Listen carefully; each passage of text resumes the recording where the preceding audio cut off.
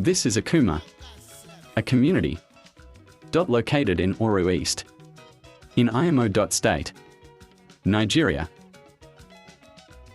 Villages in Akuma include Erim, Ubaha, Amamba Umuis, Umuakpara Umush, Nwulobi Ezik Amemo, Umujaim, Eziakuma, etc. In this village we found one of the oldest building in Imo State, built in 1901. Owned by the first king of Akuma, late His Royal Highness King Nwokeji Ibeakaokwu, Ochiri Oluo I of Akuma. Ancient Kingdom. Late His Royal Highness King Nwokeji Ibeakaokwu, Ochiri Oluo I was born in the 18th century. He lived and died in 1933.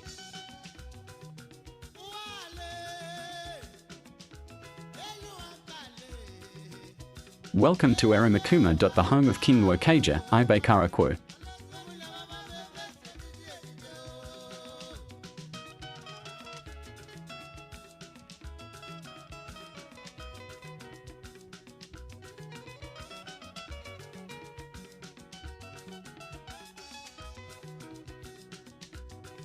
Nwokeji family in Oru East of Imo State is one of the largest family in Imo State, Nigeria. A big name in the southeast. Now let us take you to the building we have been talking about.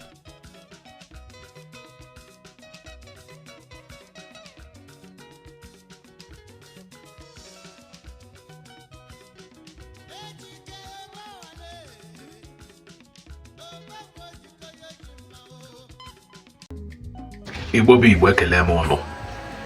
Afam bụ Maazị Tobechukwu Mmadubuobi, Ekwere. Ya dịrị unu na mma o, asị m ihe echiru ya zalụ. Ife anyị ji meke wee bịa wee ji gosi unu gbasatara one of the oldest building in Imo State, Nigeria.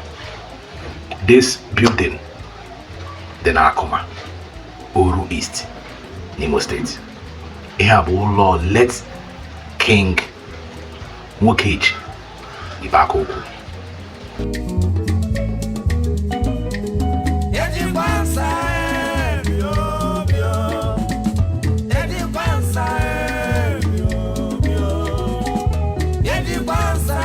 Let me take you inside to see more. This building that was superbly built in the year 1901.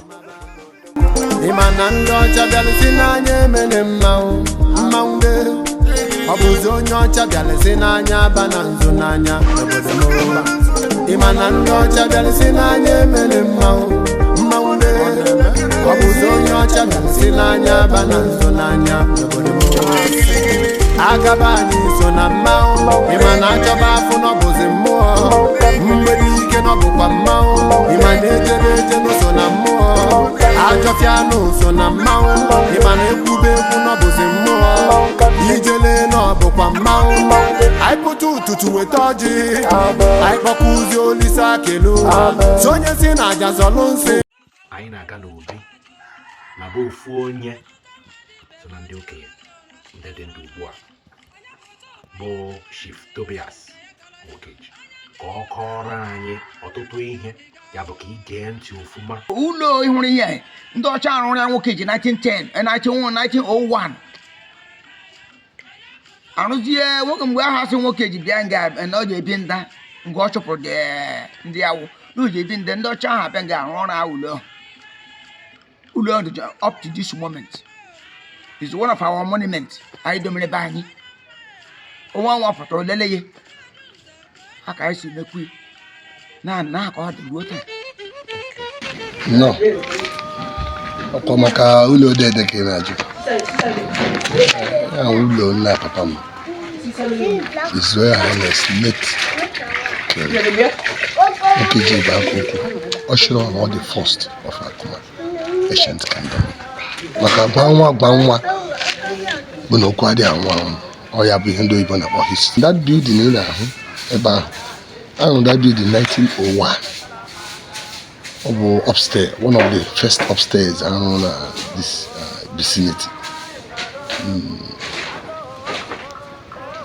my father na-agba mgbe ya na ndị be anyị na-eji Okoji Ọnịcha buru plank n'isi wee lọta eji wee na plank eji wee mebe na plank eji wee mee step ya ahụ siri ike ndị ọcha n'ụlọ a. And my father sị na mgbe ahụ ọrụcha ụlọ ahụ bịa gota moto a na-akpọ Kidika before Morris Minor bụ moto ahụ Kidika nwoke ji bara Kidika mgbe n'ọrụ eze ndị eze n'ọlụ n'ugwu Nwapali onye na-ekpe ikpe n'ọlụ n'ugwu Nwapali eze niile na-ara ndị Solu vicinity nọ n'okpuru ya. He was a great man, a warrior, dike ka udogwu.